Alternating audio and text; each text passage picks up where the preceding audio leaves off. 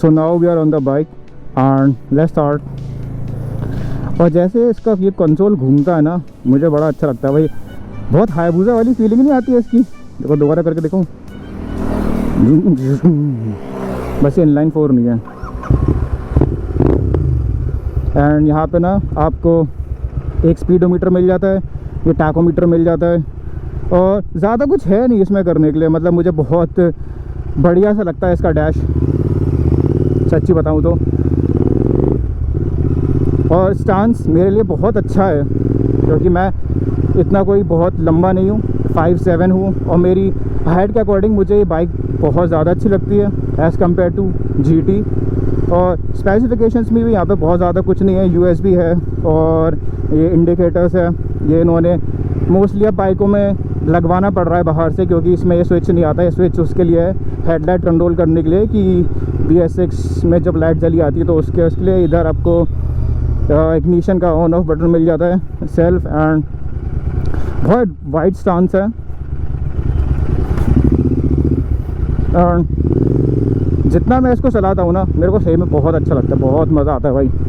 क्योंकि मुझे भी पता है कि मेरे को GT अच्छी लगती है, पर GT मेरे ना, मुझे कभी कभी ऐसा लगता है कि बहुत ज़्यादा डराती है। जैसे 10R डराती है ना 1 लीटर क्लास बाइक को अगर पकड़ के चलो तो।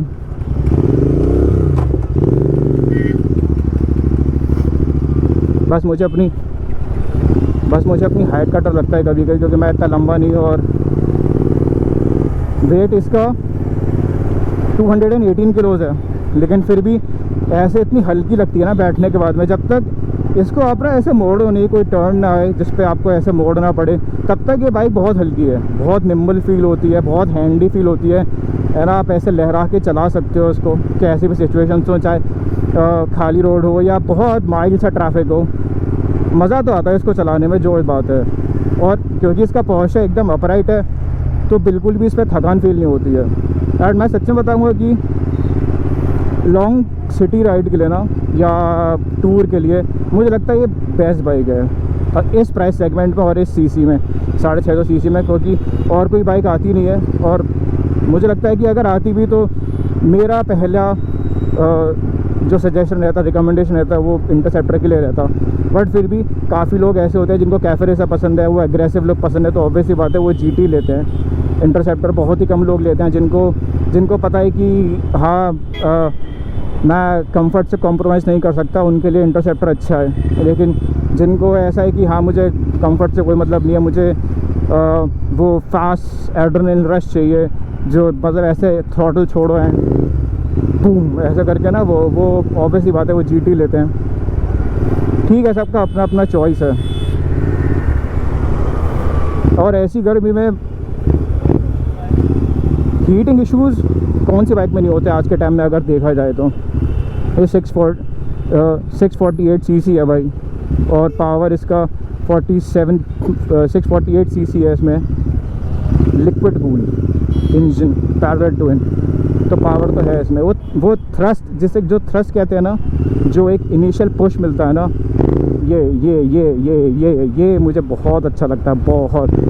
देखो मतलब ऐसे हाथ से छोड़ो और बूम बूम ऐसे भागती है, सही में भागती है।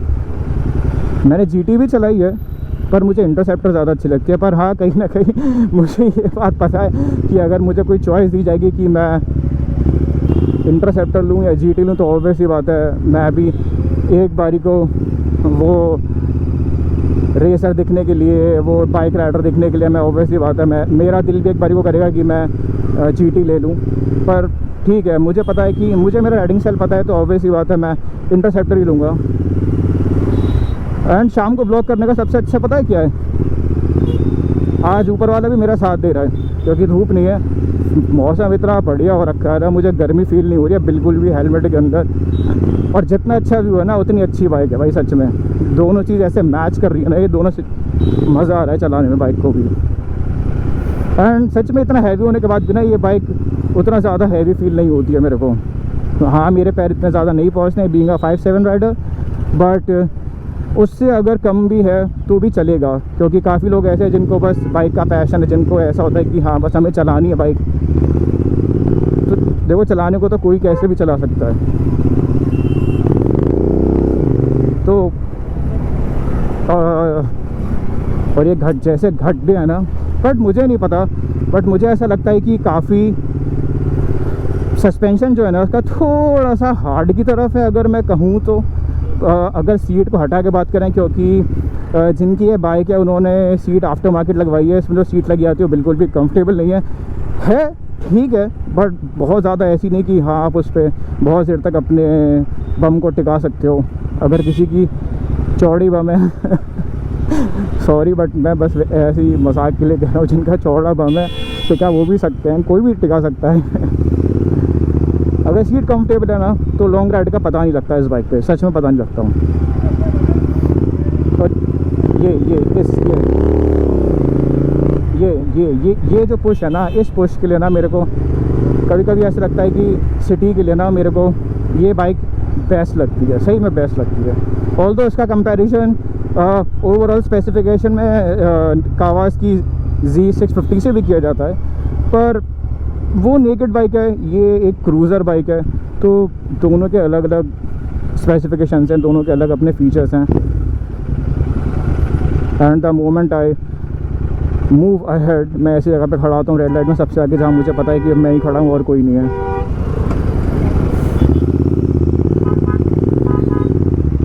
और पहला गियर डालने के बाद भी ना इसमें ऐसा फील आ जाता है ना कि बस इसको भगाओ। और जितना मेरे को ऐसा लगता है कि अगर GT की बात करी जाए और इसकी बात करी जाए ना, तो GT काफ़ी सारे लोग मैंने ऐसे देखे हैं जो बहुत ऐसे लहरा के चलाते हैं, जिनके पे राइडिंग एक्सपीरियंस कम होता है, बट फिर भी वो GT इसलिए ले लेते हैं क्योंकि उनको लगता है कि अगर हम GT ले लेंगे तो लोग हमें देखेंगे, PR मिलेगा। ऑब्वियसली बात है मिलेगा, तुम इंटरसेप्टर लोगे तब भी मिलेगा, लेकिन जो एक्सपीरियंस होता है ना, जो एक्सपीरियंस राइडर होता है, जो बहुत साल राइड कर चुका है, उसको पता है कि बाइक कैसे चलानी है। और मैं ऐसे टेढ़ा मेढ़ा नहीं चलाता हूँ, वो बस इसलिए मैं बस दिखाने के लिए कि लाइक ये जो पुश है ना ये मुझे बहुत अच्छा लगता है। बात हीटिंग इश्यूज़ की कर रहे थे, तो हाँ अभी मेरे पैरों पे मेरे जो फुट पैग्स हैं, जो बाइक के फुट पैग्स हैं, मेरे नहीं, मेरे फुट पैग्स पे मेरे जो फुट हैं उस पर मेरे को हीटिंग फील हो रही है थोड़ी थोड़ी इंजन की, बट ऐसा भी नहीं है। अगर ये बहुत ज़्यादा गर्म वेदर होता तो ऑब्वियसली बात है मेरे को गर्मी ज़्यादा फील होती, पर क्योंकि अभी मौसम ठीक है तो मैं बोलूँगा कि हाँ एडजस्टेबल है, मैं एडजस्ट कर सकता हूँ सिचुएशन के साथ में, क्योंकि इतना गर्म मेरे को अभी फ़िलहाल नहीं लग रहा है। प्लीज़ इसके मीटर को देख के इतना कोई जज मत करना, इसमें पेट्रोल आई नो थोड़ा सा कम है, जबकि इसका लीटर 13.7 लीटर्स का टैंक है इसका, और एवरेज भी ठीक ठाक निकाल देती है। अगर मैं इसको बहुत अच्छे से चलाऊं तो ये आपके राइडिंग प्रेफरेंस पर डिपेंड करता है कि आप कैसे चलाते हो बाइक को। तो 25 से 30, नॉट 30 बट हाँ खिंचा के अगर लेके चलो तो 30 भी बाइक निकाल देगी बहुत आराम से, पर 25 का मैं बोलूँगा 20-25 तो दे ही देती है। और ठीक है, ये आई थिंक ये 1 साल पुराना मॉडल है, ये न्यूली लॉन्च नहीं है, बट जिसको अपग्रेड करना है 350 से, या जो 600 लेना चाहता है रादर देन 6R को अलग करके, क्योंकि 6R बहुत महंगी आती है इस टाइम पे, अप्रोक्स GST के बाद में, तो ऑब्वियसली बात है थोड़ी और महंगी हो गई है वो। ऑन रोड आई थिंक 13 की पड़ती है, 12.5-13 की। तो 600 सीसी में जो आपको एक अच्छा फील दिला सकती है, कॉन्फिडेंस दे सकती है बाइक चलाने का, राइड करने का, आई थिंक इंटरसेप्टर से अच्छी कोई बाइक नहीं है। अच्छा है इस गाड़ी के ब्रेक अच्छे हैं, क्योंकि कभी कभी ऐसा होता है ना कि इंजन ब्रेकिंग वाली सिचुएशन आ जाती है, तो आप उस चीज़ को कैसे हैंडल करोगे। तो ब्रेकिंग भी काफ़ी अच्छी है, काफ़ी बेहतर ब्रेकिंग है इसकी। डुअल चैनल ABS है एज यूजुअल दोनों में। मैं ये कोई कंपैरिजन वीडियो नहीं है, बट आई डोंट नो मैं बार बार क्यों कंपेयर करने लग जाता हूँ। अरे दीदी वाह दीदी नहीं दीदी वाह। तो ब्रेकिंग की बात कर रहा था, जो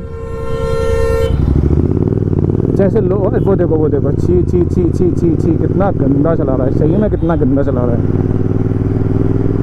पता नहीं क्यों। ऐसे लोगों की वजह से ना ऐसी बाइकों में डुअल चैनल ABS आ रहा है भाई, सच बता रहा हूँ, ताकि ऐसे चूचू जब भी रुके ना गाड़ी चला के एकदम से, तो आपको ना ज़्यादा ऐसे बौखलाने की ज़रूरत ना पड़ा, एकदम से बाइक कंट्रोल कर सकते हो। लेवर्स दोनों बहुत फ्लेक्सिबल काम करते हैं इसके, बहुत हल्के हैं, बहुत लाइट फील कराते हैं आपको, इतने हैवी नहीं चलते हैं, बहुत लाइट फील है। आप हल्का सा ऐसे करोगे तो वो रिस्पॉन्ड करेंगे। एंड यही वो गाड़ी थी जो बहुत टेढ़ी मेढ़ी चला रहा था जिगजैग वे में। अब मैं क्या बोलूँ, बाप का पैसा, या मैं बोलूँ इसका चऊ की मात्रा, तऊ की मात्रा, या की मात्रा, पता नहीं कैसे चला रहा है। एंड सच में मुझे बड़ा डर लग रहा है। Oh shit, oh shit, oh shit, बच गया भाई। प्लीज़ ऐसे लोगों से बच के रहें सच में, क्योंकि ऐसे लोग ना दूसरों की जान की फिक्र तो करते नहीं है भाई। आप अगर पीछे सेफली भी चल रहे होगे ना तो भी आप लोगों की गलती मानेंगे, क्योंकि आप बाइक पे हो। और ऐसे लौंडे ना कभी भी भाई दंगा फसाद कर सकते हैं, तो प्लीज़ ऐसे लोगों से बच के रहें। मैं इसके लिए कोई रिपोर्ट नहीं कर रहा हूँ, बस जस्ट अ सजेशन कि जब भी ड्राइव करें सेफ ड्राइव करें, अपने आप को सेफ रखें। तो वापस back to the point, back to the bike. And roar है ना इसका, ये जो रोर है ना, ये जो बेस है ना इस बाइक में,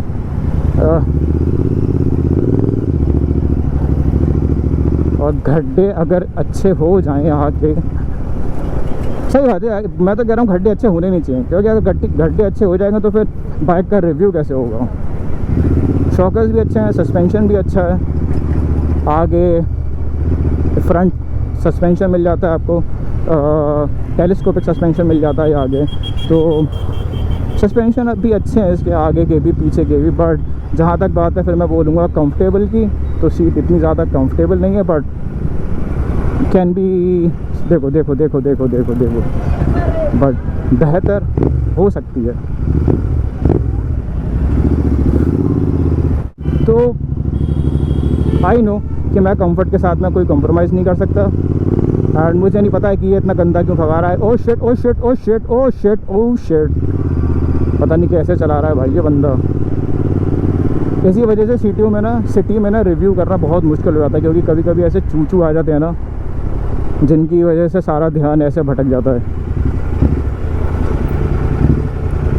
हाँ, तो मैं स्टांस की बात कर रहा था, तो मैं यही बोलूँगा कि वाइडर स्टांस है, शोल्डर्स विड्थ अपार्ट, मेरे शोल्डर से हल्का सा बाहर, ऐसा लगता है कि जैसे मैं डेडलिफ्ट मार रहा हूँ।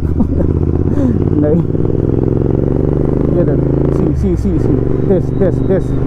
This push, I am talking about this push. ये जो पुश है ना, ये जो एड्रेनलिन थ्रस्ट है ना, ये इतना, भाई कितनी निम्बल है, इतना हैवी वेट होने के बाद में यू कैन फ्रीली, मतलब इसको तुम ऐसे लहरा सकते हो। तो सही में यार, ब्रेकिंग अच्छी है, स्पीड अच्छी है, थ्रस्ट अच्छा है, और क्या चाहिए बाइक में यार। देखो पैसा तो लगाना होता ही है, चाहे कोई सी बाइक ले लो, कितनी अच्छी बाइक हो, चाहे कितने लो सीसी की बाइक हो, चाहे हाई सीसी की बाइक हो, पैसा लगाना पड़ता है बाइक में, तभी वो मेंटेन रहती है अच्छी। अभी मैं बात कर रहा था ना हीटिंग इश्यूज़ की, मुझे हीटिंग इश्यूज़ से प्रॉब्लम है, इसलिए मैं सोच रहा हूँ कि मैं मोड़ लूँ, क्योंकि अगर आगे ज़्यादा जाऊँगा तो मेरा पैर और मेरी कलाइयाँ बहुत दर्द करेंगी, एंड मैं जाम में नहीं घुसना चाहता बिल्कुल भी, क्योंकि सनसेट भी हो रहा है। आई नो कि रात में इतना इशू नहीं होगा, बट जाम में घुसने का कोई फ़ायदा नहीं है। पॉस्चर अच्छा है, बाइक अच्छी है, इसका मतलब ये थोड़ी है कि मैं PR लेने के लिए घुसता चला जाऊँ।